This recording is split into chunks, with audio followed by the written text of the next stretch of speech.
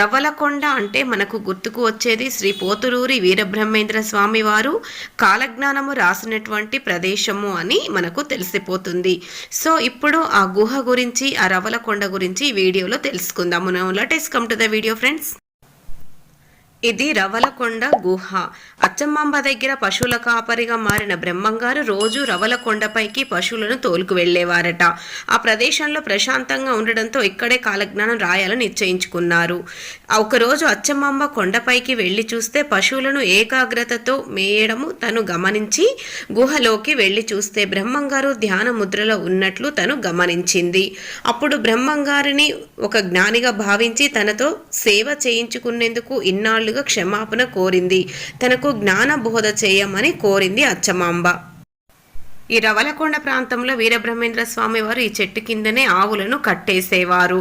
ఇక్కడ ఎండిపోయిన బావి కూడా ఉంది. ఇక్కడ రవ్వలకొండలో ఉన్న ఒక గుంట స్వామివారు స్నానము ఆచరించేటువంటి ఒక చిన్న కుంటలాగా ఇక్కడ కనిపిస్తుంది. ఇది స్వామివారు ఆ స్నానాలు ఆచరించే కుంట. దీనినే కోనేరు అంటారు. ఈ గుహలో నుంచి శ్రీశైలము, మహానంది, యాగంటి వెళ్ళడానికి దారులు ఉన్నాయి. ఈ దారి వెంబడే స్వామివారు ఆ ప్రాంతాలకు వెళ్ళేవారట. పోతులూరి కాలజ్ఞానాన్ని ఒకేసారి చెప్పలేదు, అనేక సందర్భాల్లో వేర్వేరు వ్యక్తులకు తెలియజేశారు.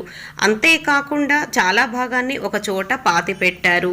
ఆ తర్వాత దానిపైన చింత చెట్టు మొలిచింది. అది ఇంకా ఒక రహస్యంగానే మిగిలిపోయింది. ఇది అంతా కూడా ఒక గుహ. ఇక్కడ నుండి వివిధ ప్రదేశాలకు వెళ్ళేటువంటి దారి.